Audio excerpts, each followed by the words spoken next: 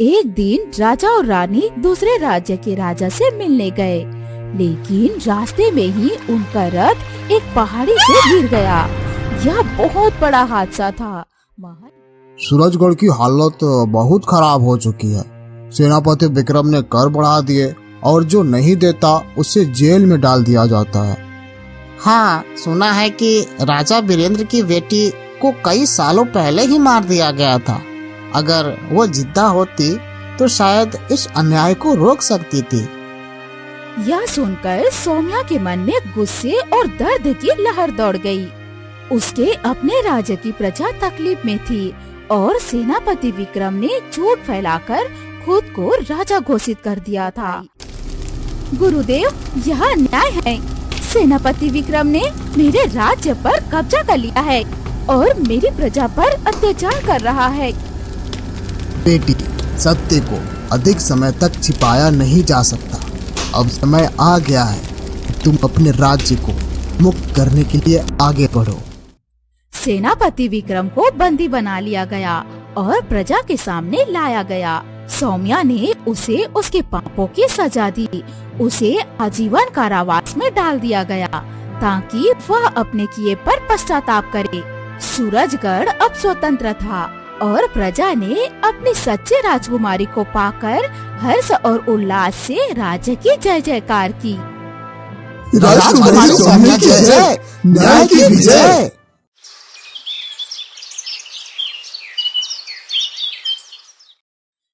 बहुत साल पहले सूरजगढ़ नामक एक समृद्ध और शांतिपूर्ण राज्य था। वहाँ के राजा वीरेंद्र और रानी मृदुला अपनी दयालुता और न्यायप्रियता के लिए प्रसिद्ध थे। राज्य में कोई भी भूखा नहीं रहता था। प्रजा राजा रानी से बहुत प्रेम करती थी। एक दिन महल में खुशियों की लहर दौड़ गई। रानी मृदुला ने एक सुंदर कन्या को जन्म दिया। राजा वीरेंद्र बहुत प्रसन्न हुए और पूरे राज्य में उत्सव मनाने का आदेश दिया।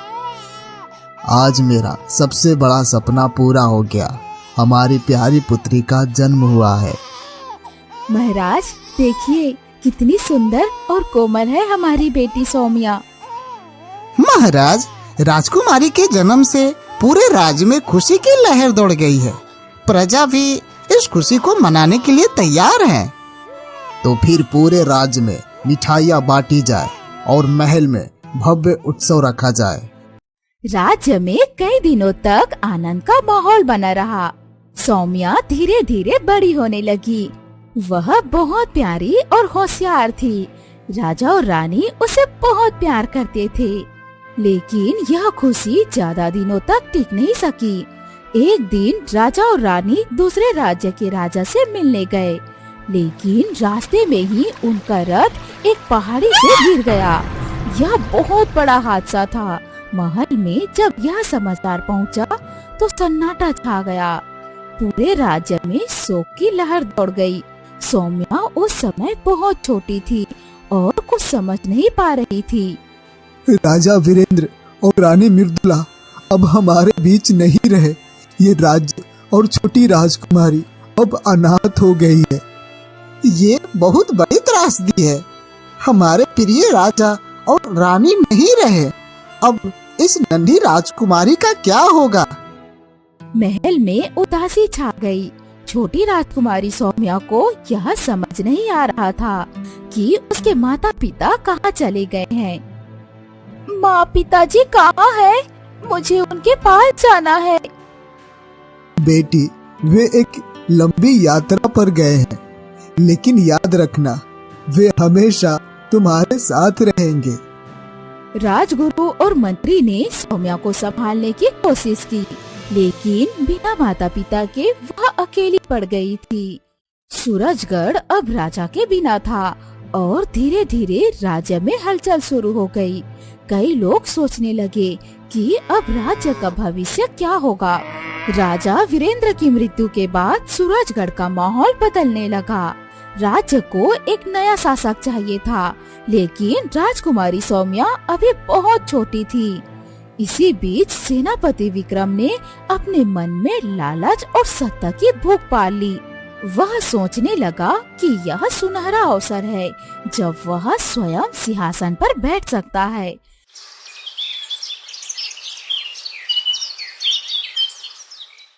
एक दिन राजमहल में एक सभा बुलाई गई।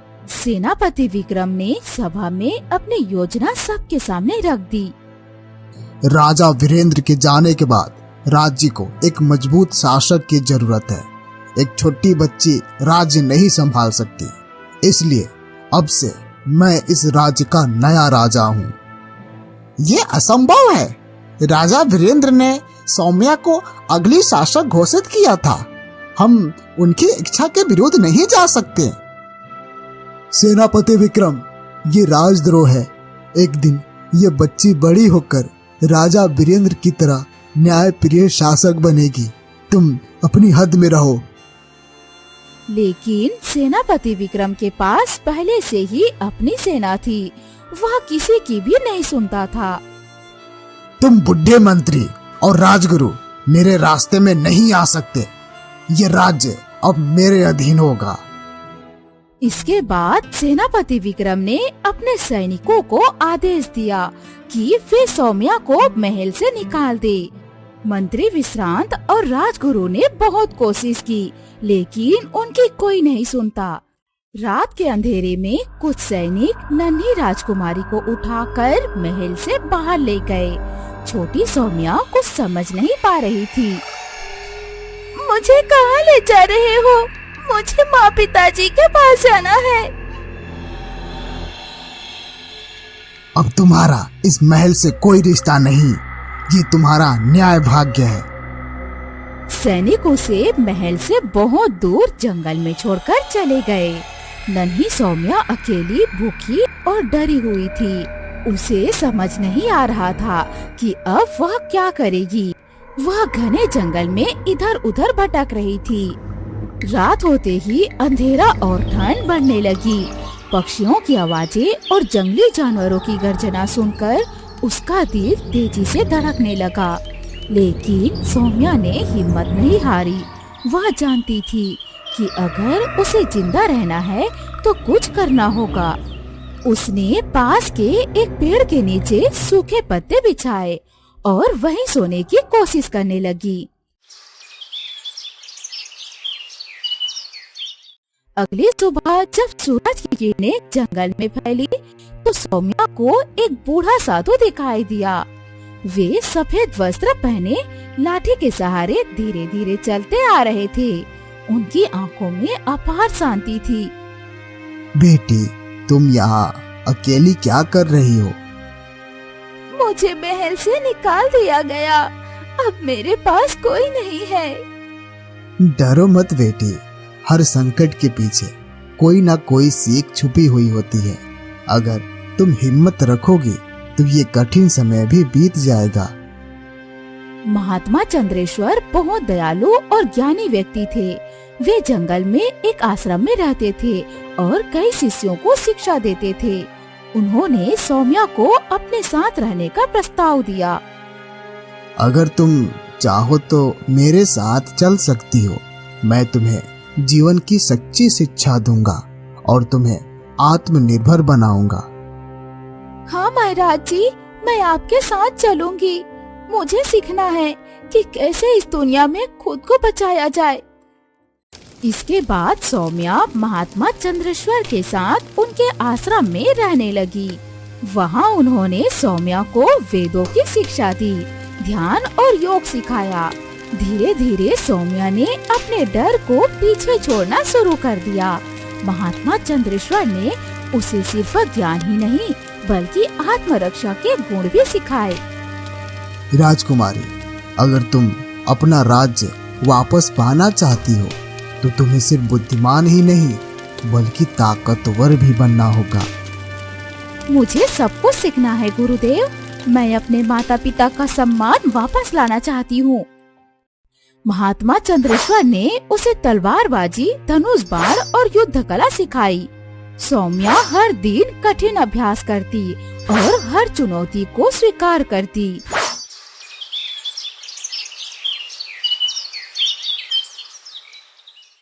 कुछ सालों बाद जब वह बड़ी हुई तो वह सिर्फ एक निडर लड़की नहीं बल्कि एक कुशल योद्धा और बुद्धिमान राजकुमारी बन चुकी थी।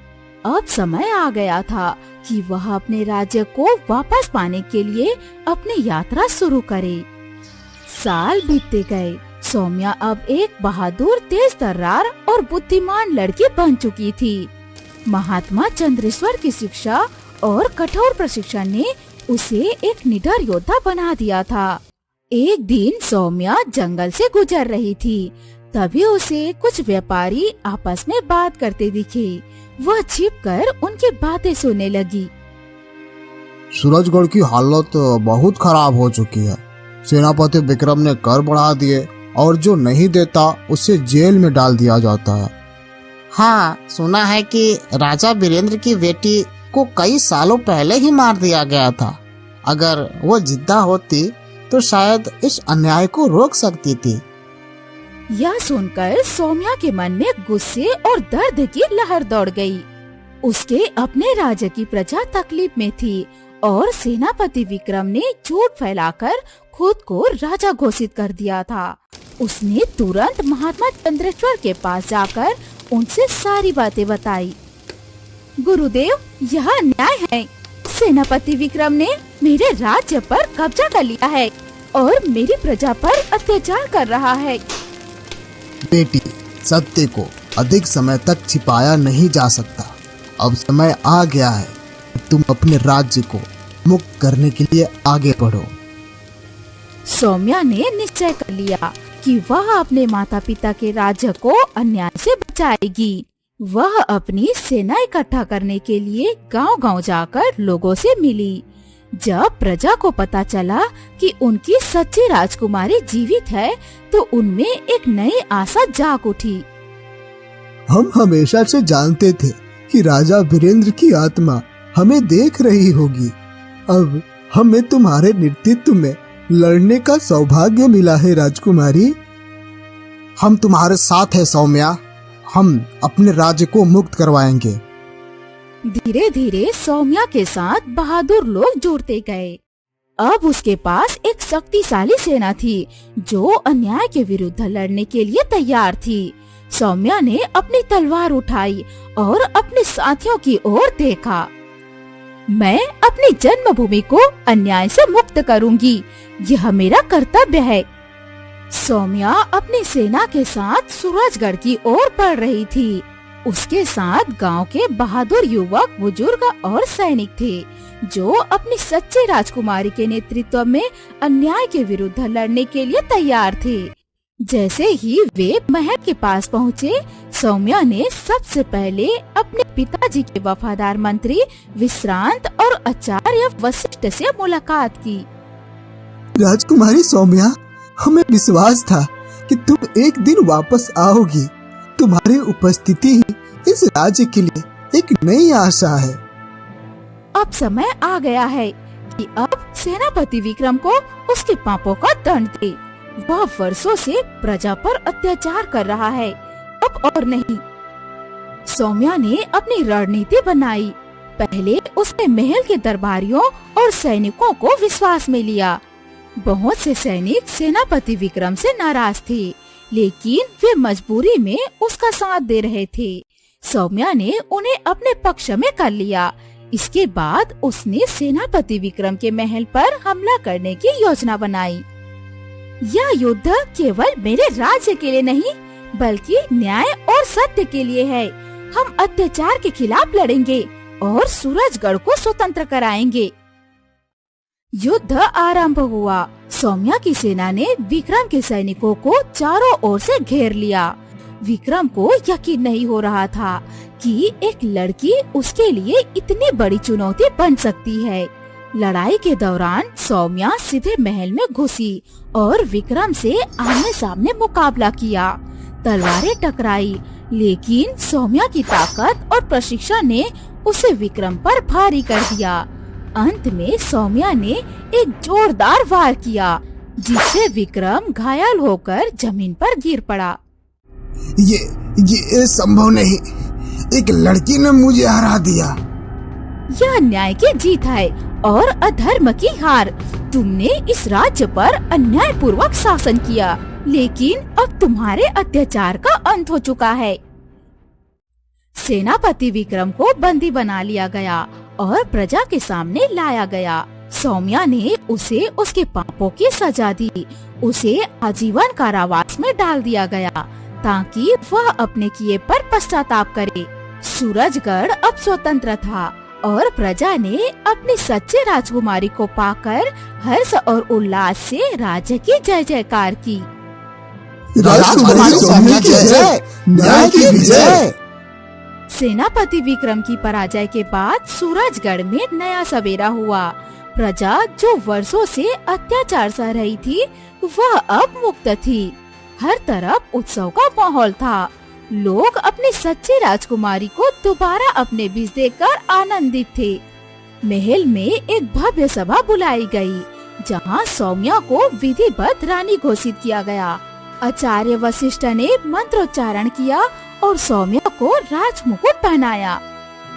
आज सूरजगढ़ को अपनी सच्ची शासक मिल गई। राजकुमारी सौम्या, अब से आप इस राज्य की रानी हैं। हमें आपसे न्याय और स्नेहपूर्ण शासन की आशा है। सौम्या ने हाथ जोड़कर सभी का अभिवादन किया और सिंहासन पर बैठने से पहले प्रजा को संबोधित किया। मैं आप सबकी सेवा के लिए समर्पित रहूंगी। यह राज्य मेरे माता पिता की विरासत है और मैं इसे न्याय और प्रेम से चलाऊंगी। जो अत्याचार हमने झेले हैं, मैं वचन देती हूँ कि भविष्य में ऐसा फिर कभी नहीं होगा। हर व्यक्ति को सम्मान और समान अवसर मिलेगा। इसके बाद सौम्या ने अपने नए शासन की पहली घोषणा की। राज्य में सभी किसानों और व्यापारियों को कर से छूट दी जाएगी ताकि वे फिर से अपने जीवन को संवार सके। साथ ही जो लोग सेनापति विक्रम के शासन में अन्याय के शिकार हुए थे, उन्हें मुआवजा दिया जाएगा। रानी सौम्या, ये निर्णय प्रजा के हित में है। ये दिखाता है कि आप अपने माता पिता की तरह ही दयालु और न्याय प्रिय हैं। हमारा कर्तव्य है कि हम हर नागरिक का सम्मान करें। अब से राज्य में कोई भी भूखा नहीं रहेगा, कोई भी डर में नहीं जिएगा। यह शासन प्रजा के लिए और प्रजा के द्वारा होगा। धीरे धीरे राज्य फिर से समृद्ध होने लगा। लोग खुशी खुशी अपना जीवन व्यतीत करने लगे। सूरजगढ़ में फिर से खुशहाली लौट आई। रानी सौम्या हमारी सच्ची रक्षक है। उन्होंने न केवल हमें अत्याचार से मुक्त किया, बल्कि हमारे जीवन को भी संवार दिया। महल में अब पहले जैसी रौनक थी, लेकिन इस बार यह रौनक केवल शाही परिवार के लिए नहीं, बल्कि पूरे राज्य के लिए थी। सौम्या ने अपनी कठिन यात्रा से सीखा था कि सच्चा शासक वही होता है जो अपने लोगों के दुख दर्द को समझे और उनके लिए संघर्ष करे। मेरे माता पिता मुझे छोड़कर चले गए, लेकिन उनकी सीख हमेशा मेरे साथ रहेगी। मैंने खोकर भी बहुत कुछ पाया। अब मेरा उद्देश्य केवल शासन करना नहीं, बल्कि अपने लोगों के जीवन को बेहतर बनाना है। इस प्रकार सौम्या न केवल एक बहादुर योद्धा, बल्कि एक न्यायप्रिय रानी के रूप में प्रसिद्ध हुई। उसकी कहानी आने वाली पीढ़ियों के लिए प्रेरणा बन गई। सूरजगढ़ का नाम फिर से इतिहास में स्वर्ण अक्षरों में लिखा गया। एक अनाथ राजकुमारी की कहानी, जिसने अपने साहस और बुद्धिमत्ता से न्याय और प्रेम की मिसाल कायम की। कठिनाइयाँ चाहे कितनी भी बड़ी क्यों न हो, हिम्मत और सच्चाई से सब कुछ जीता जा सकता है। सच्चा नेता वही होता है जो अपने लोगों की सेवा करे, न कि उन पर अत्याचार।